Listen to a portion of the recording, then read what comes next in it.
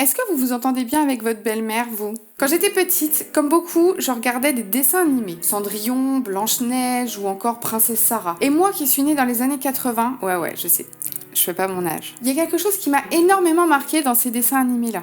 Ce sont les belles-mères.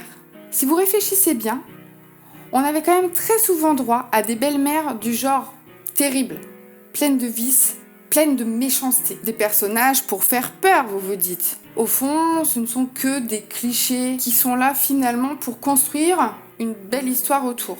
Ouais. Mais une histoire de belle-mère, je vais vous en raconter une. Une vraie. Une belle histoire? Oh non, bien au contraire. Une histoire de vice, de méchanceté et de mort. Et cette fois, dans la vraie vie, l'héroïne n'a pas le droit à son happy end. Vous trouvez que votre belle-mère n'est pas des plus cool avec vous? Eh bien, je peux vous garantir qu'après ce que je vais vous raconter, vous allez adorer la vôtre. Ou vous en méfier encore plus. Je sais pas, vous me direz.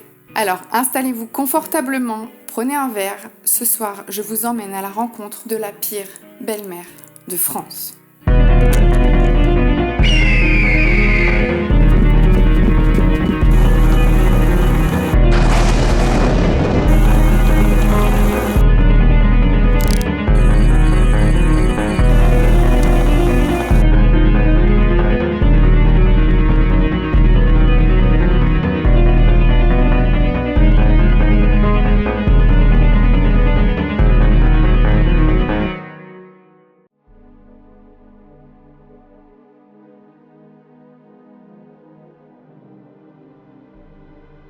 Tout commence à l'aube du XXe siècle, dans le nord de la France. On est en 1864 quand la petite Marie-Félicité Élise Lemaire vient au monde. Et à la loterie de la vie, le tirage est plutôt prometteur pour la petite Marie, puisque sa famille, des cultivateurs, est très très riche. On peut dire qu'elle ne manque de rien, mais elle a pour autant une éducation très stricte, rythmée par la religion et un amour absolu pour son père. C'est un véritable modèle pour elle. Elle est en admiration devant lui.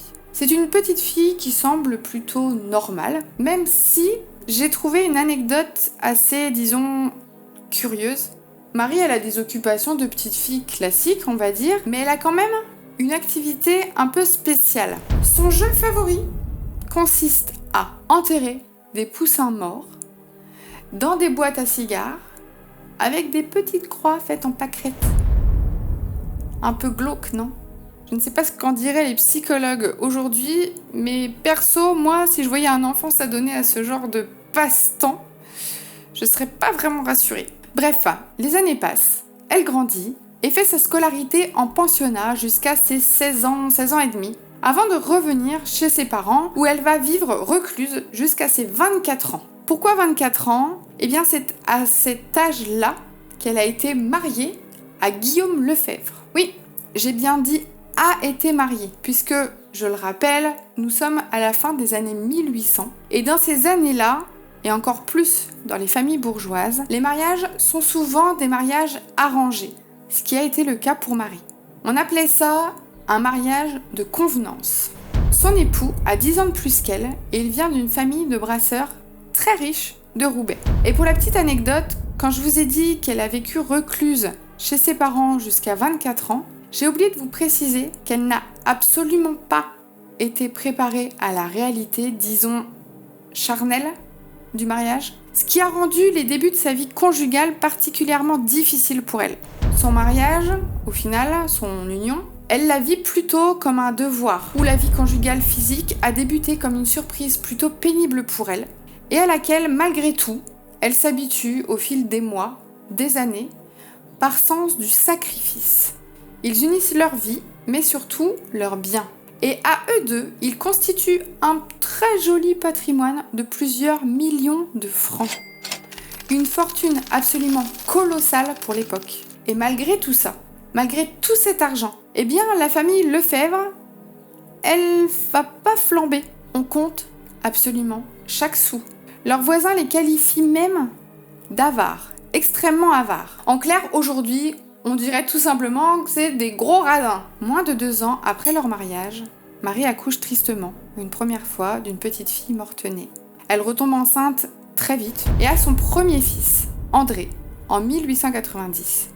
Puis un deuxième fils, Charles, en 1892. Malheureusement, nouveau coup du sort, l'année de ses 6 ans, le petit Charles va contracter une maladie, la myotrophie, qui va le rendre très lourdement handicapé. Alors avec tout ça, et malgré l'adversité, Marie se consacre pleinement à ses 2 fils. André, son aîné, le brillant étudiant en droit, et Charles, qu'elle soigne jour et nuit. La vie s'écoule, repliée sur elle-même, sur sa famille, sur ses fils. Mais à l'approche de la cinquantaine, il se passe quelque chose dans la tête de Marie. Elle sombre dans une hypocondrie sévère. Alors, est-ce que vous savez ce que c'est que l'hypocondrie ?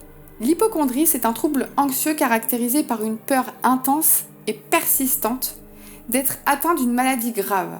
Le moindre symptôme corporel est interprété comme un signe et malgré des examens médicaux rassurants, Marie, elle reste profondément convaincue d'être malade, ce qui génère une souffrance et une anxiété quotidienne.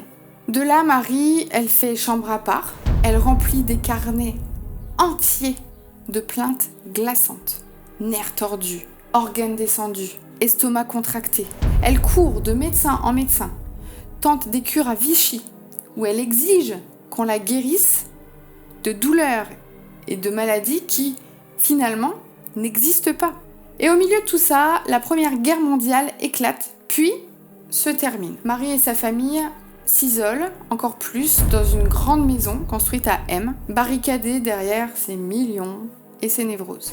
Et c'est là que l'intruse fait son apparition. On est en 1924, son fils adoré, André, devenu notaire, lui annonce qu'il va se marier. L'heureuse élue, Antoinette Mull, une jeune femme active, fille de brasseur, et à la tête de la société familiale. Un très très bon parti, une femme moderne, et finalement, tout ce que Marie ne supporte pas. Et le drame commence à se nouer.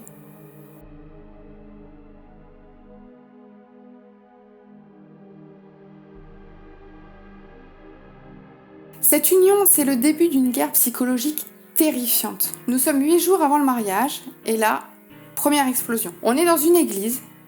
Marie Lefebvre hurle sur sa belle-fille. Pourquoi ? Elle lui reproche tout simplement d'accaparer l'automobile de la famille pour se promener. Autant dire que là, le ton, il est donné. Et oui, Antoinette Mull est tout le contraire de Marie. Elle a le malheur d'être une femme indépendante et surtout de dépenser de l'argent. L'argent du fils adoré de Marie. Alors sa haine monte jour après jour, chaque jour un peu plus. Marie devient littéralement un tyran. Le mariage arrive, le traditionnel voyage de noces de son fils, Marie le raccourcit pour un souci d'économie. Le cadeau de mariage qu'elle offre à sa bru, sa belle-fille donc, une broche en perles. Fausses les perles. Et ça, Antoinette, elle le découvrira un petit peu plus tard en emmenant par hasard cette broche chez un bijoutier. On rappelle quand même que les Lefebvre, ils sont millionnaires. Hein.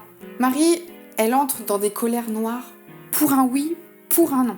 Elle reproche à Antoinette de mettre des nappes rouges parce que ça coûte beaucoup plus cher en blanchissage. Elle lui reproche d'avoir une bonne et même d'ajouter un œuf de trop dans sa sauce blanche. Un œuf de trop quand on est millionnaire. Est-ce que vous saisissez le niveau de toxicité de cette femme ? Alors Antoinette, elle est bien gentille, elle est bien patiente, mais au bout d'un moment, elle est épuisée et elle décide en février 1925 de dire stop. Elle coupe les ponts avec sa belle-mère, tout simplement. Elle refuse de voir cette belle-mère qui critique jusqu'à ses chaussures. Malgré ça, son mari André, le fils de Marie donc, lui, il continue d'aller déjeuner chez ses parents chaque semaine. Mais en mars 1925, un mois plus tard donc, il y a une rumeur qui se propage. Vous savez comment c'est les rumeurs, ça va vite. Antoinette serait enceinte. Et ça, c'est juste inacceptable pour Marie Lefebvre. Alors, au début du mois de juin, elle se rend discrètement chez un armurier de Lille, où elle prétend que son mari craint des vols dans le voisinage. Elle signe une demande préfectorale pour un revolver. Mais Marie, elle est pressée.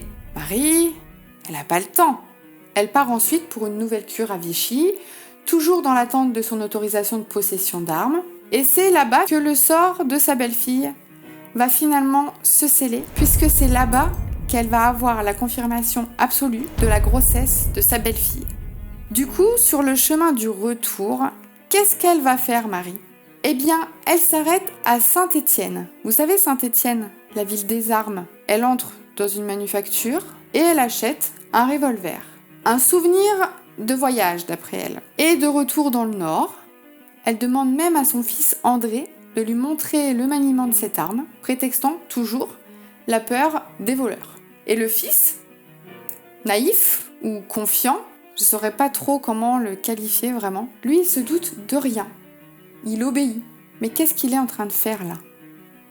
Sans jamais même pouvoir le réaliser. Il est en train d'armer le bras qui va tout simplement détruire sa vie.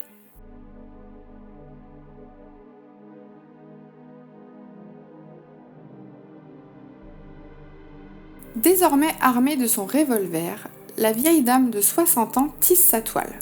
Fin août 1925, Marie semble rappeler à la raison et touchée par un moment de grâce. Et elle tente soudainement de se réconcilier avec Antoinette. Tiens, l'arrivée de cet enfant a peut-être fini par apaiser les choses. Enfin, ça, c'est ce que son fils André et sa pauvre belle-fille Antoinette se disent. Marie semble enfin accepter la situation et les tourtereaux poussent un ouf de soulagement. On est le 26 août. C'est un mercredi. Il fait gris, le temps est lourd. André est venu à Lille avec sa femme pour faire quelques courses. Il croise d'ailleurs les parents Lefebvre. Tout semble cordial. Marie est exceptionnellement calme. Et sur la place Riour, Marie monte même dans la Ford Torpedo du couple, aux côtés de sa belle-fille, sur la banquette arrière. André conduit. Il traverse l'île et là Marie demande un petit détour. Elle supplie son fils de passer par le chemin de la solitude. C'est une petite route de traverse vers l'Ausse. Pourquoi ? Elle prétexte simplement qu'elle aimerait aller au presbytère pour faire dire des messes. Alors André, ne voulant pas contrarier sa mère, s'exécute. La voiture s'engage sur ce petit chemin totalement désert et juste avant un tournant, près d'un réverbère, elle demande à André de s'arrêter pour un besoin pressant. Donc la voiture s'arrête, Antoinette regarde par la fenêtre, la tête tournée vers la route.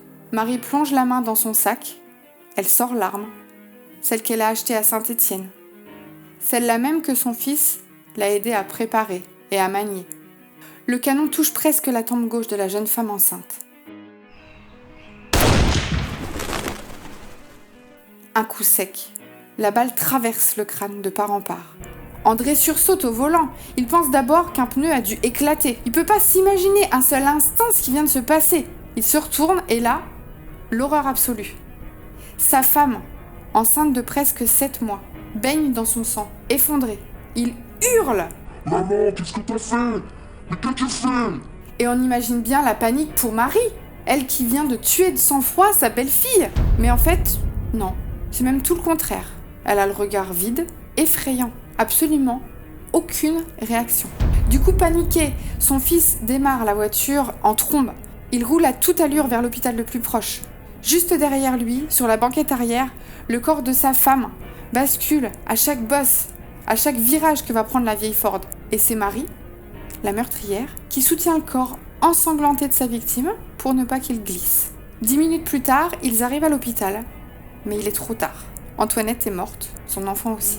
Et la belle-mère s'assoit, de marbre, sur les marches de l'hôpital, toujours sans aucune réaction.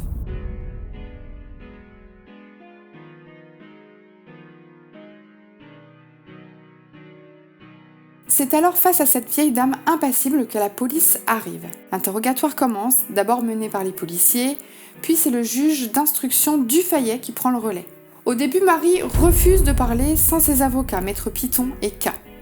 Mais elle va quand même glisser une phrase juste terrible, qu'elle répétera en boucle. « J'avais l'impression de faire mon devoir. Je l'ai tué comme on arrache une mauvaise herbe, comme on tue une bête féroce. » Une bête féroce ? Le juge et les enquêteurs sont tout simplement sidérés. À côté, on interroge André, le mari de la victime, mais aussi le fils de la meurtrière. Et contrairement à sa mère, lui, il est brisé par le chagrin. Une loque humaine. Il essaye de comprendre, mais comment comprendre l'incompréhensible ? Malgré tout, il essaiera quand même de justifier le geste de sa mère auprès du juge en expliquant que sa mère traverse une période assez critique, la ménopause, et que son caractère s'est altéré depuis un petit moment déjà. Il plaide tout simplement la folie. C'est l'acte d'une folle, il ne faut pas chercher d'autres explications. Et quand bien même on tient la coupable, qu'elle avoue son crime, la police fouille quand même la maison de M, mais aussi l'étude d'André. Et c'est d'ailleurs grâce à ça qu'ils vont rapidement écarter la thèse du coup de folie soudain. Ils vont trouver des lettres, beaucoup de lettres envoyées par la belle-mère, remplies d'aigreur et de menaces à peine voilées. Et surtout, ils vont réussir à retracer l'histoire de l'achat du revolver à Saint-Étienne, en pleine cure de Vichy. Et ça, des mois avant le drame. La préméditation froide et calculée est clairement établie et ce n'est pas un meurtre impulsif, c'est un assassinat. L'autopsie confirme d'ailleurs le tir à bout portant. André, le mari, est effondré et plein de culpabilité lorsqu'il dit aux enquêteurs qu'inconsciemment, il a aidé au meurtre de la femme qu'il aimait, la femme qui s'apprêtait dans 2 mois à le rendre père. Il s'en veut terriblement. Et un crime pareil, vous vous doutez bien que c'est pas passé inaperçu, si bien que la presse nationale s'enflamme. Et oui, une riche bourgeoise du Nord qui assassine de sang-froid sa propre belle-fille enceinte de 7 mois. Le petit journal, Le Figaro, tout le monde en parle. Et du côté de la famille de la jeune femme, c'est une peine immense qui les envahit. Le père de la victime, Monsieur Mull, brisé, raconte aux journalistes les critiques incessantes de Marie, son obsession maladive pour l'argent. Quant au mari de la meurtrière, Guillaume Lefebvre, il tente malgré tout de défendre sa femme. Il clame haut et fort que Marie est malade depuis 25 ans. Mais ça, l'opinion publique ne veut absolument pas l'entendre. Elle veut la tête de la belle-mère millionnaire.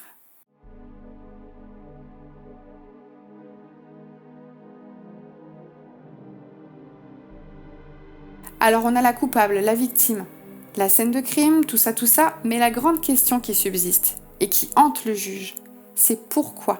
Pourquoi une bourgeoise, pieuse, richissime, sans histoire judiciaire, exécute-t-elle la femme de son fils ? Oui, parce que là, je pense que le terme d'exécution est assez approprié. Et bien très vite, la presse populaire s'engouffre dans la thèse de l'avarice, le crime du Navarre. On raconte partout l'histoire de la dot, du mobilier en soie rouge, usagé, remisé au grenier, de l'œuf dans la sauce. On pense qu'elle a tué pour protéger l'héritage, pour ne pas partager avec l'enfant à naître. Mais l'enquête psychiatrique va beaucoup plus loin. En réalité, le crime de Madame Lefebvre est un véritable gouffre. La psychanalyste Marie Bonaparte, élève de Freud, s'y intéresse de près. Elle rencontre même la meurtrière en prison, en cachette, en se faisant passer pour une personne s'intéressant à la psychologie. L'entretien dure 4 heures. Et elle découvre des éléments absolument glaçants. Madame Lefebvre souffrait de ce que les experts appellent une folie résonante. Un délire de revendication. Sa raison et sa mémoire sont intactes. Et c'est pour ça qu'elle a trompé son monde. Mais elle nourrit encore et encore une idée fixe, obsédante. La moindre dépense de son fils pour sa femme, elle l'assimile tout simplement à un vol, une blessure narcissique insupportable. De plus, à la ménopause, n'ayant jamais eu une vie intime épanouie, toute son énergie psychique, sa libido, s'est reportée sur ses organes internes, d'où l'hypocondrie, et sur ses fils, de manière fusionnelle et destructrice. La grossesse de sa belle-fille a été le déclencheur absolu. Inconsciemment, elle ne pouvait pas tolérer qu'une intruse porte l'enfant de son fils. Elle déclare que cette femme méritait la mort pour lui avoir simplement dit « Maintenant, il va falloir compter avec moi » pour Marie Lefebvre. Signifier « Je suis là », c'était déjà un crime qui justifie la peine capitale. Et dans la prison de Lille, pendant l'instruction, un phénomène incompréhensible se produit. Loin d'être détruite par les remords, la santé de Marie Lefebvre s'améliore spectaculairement.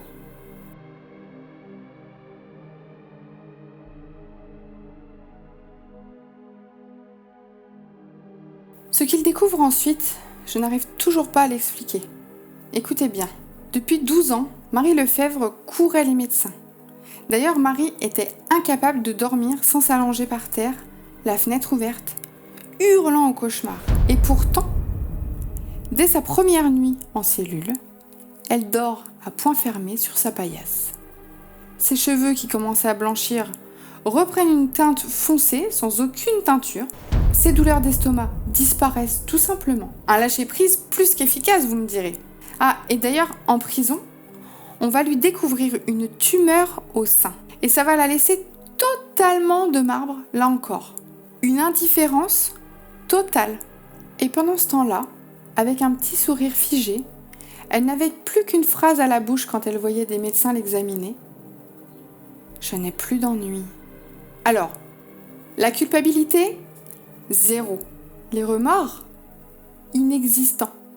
Et quand l'aumônier la force à prier pour sa victime, elle s'étrangle presque et doit sortir dans la cour pour trouver de l'air. Alors oui, elle regrette la tristesse de son fils. Ça, c'est vrai. Elle regrette la peine de mort qui déshonore sa bourgeoisie. Mais la victime, elle, la pauvre Antoinette, ça ne la touche absolument pas. Elle a agi pour se faire justice puisqu'elle considérait sa belle-fille comme un corps étranger, infectieux, qu'il fallait donc amputer. Alors elle l'a fait. Mais la justice, c'est pas la médecine. Et pour la cour d'assises, cette femme n'est pas folle. En tout cas, pas au sens de la loi de l'époque.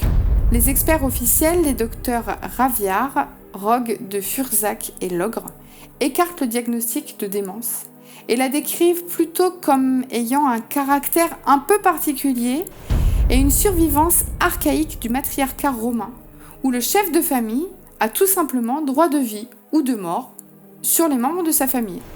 Bien sûr, la défense demande une contre-expertise menée par le docteur Voivenel, qui lui crie à la psychose paranoïaque, soulignant que cette absence totale de remords est justement la preuve clinique de sa maladie mentale. Mais dans la rue, dans la presse, le peuple n'est absolument pas d'accord. Ils sont là, aux portes du tribunal de Douai. Les gens hurlent dans la rue et racontent même, à tort, ça a été confirmé, qu'elle entretenait des relations incestueuses avec son fils. Bref, le jury populaire refuse d'ouvrir les portes de l'asile psychiatrique à cette riche avare qui pourrait en ressortir un jour. Et eux, ce qu'ils veulent, c'est sa tête.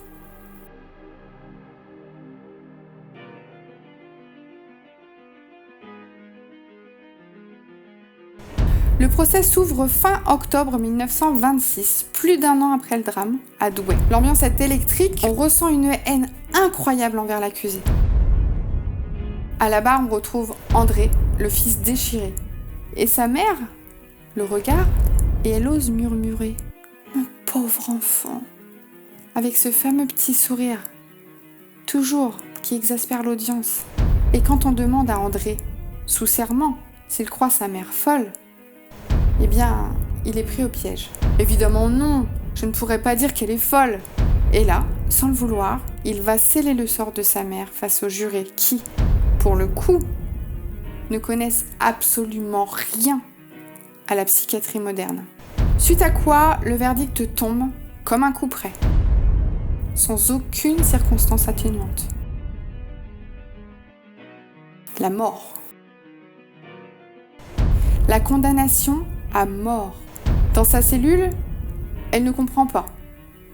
Et elle est en boucle. Elle n'arrête pas de répéter qu'elle ne s'attendait pas à ça puisque les gendarmes eux-mêmes lui disaient qu'elle en prendrait pour 10 ans. Mais ses avocats ne s'avouent pas vaincus. Ils tentent le tout pour sauver Marie.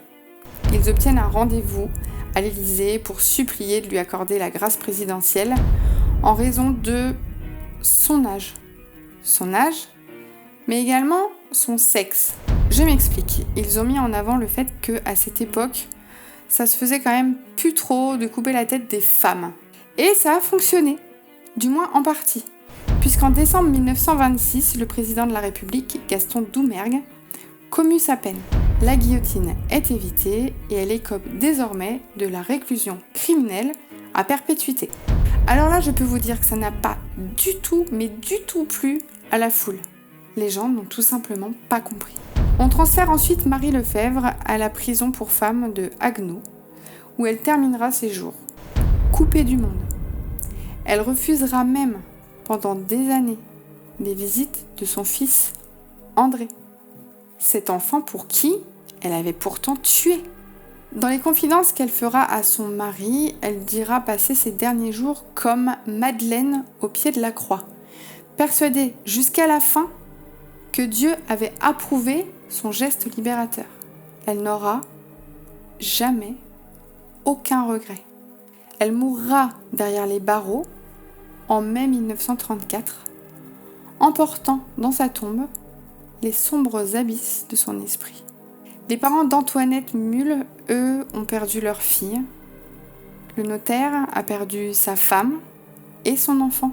Tout un édifice familial, balayé en un éclair par la folie froide d'une mère possessive. Cette affaire, au-delà du sang, pose une question vertigineuse.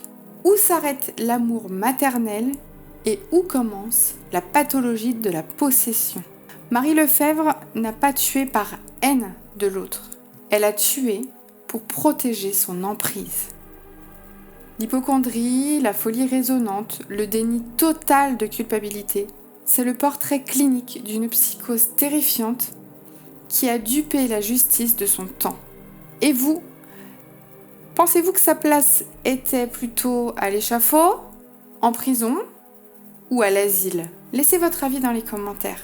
Abonnez-vous à la chaîne Matricule 812 pour ne rien rater de la prochaine plongée dans les archives criminelles françaises. Alors au final, votre belle-mère à vous, ça passe ou prenez soin de vous ?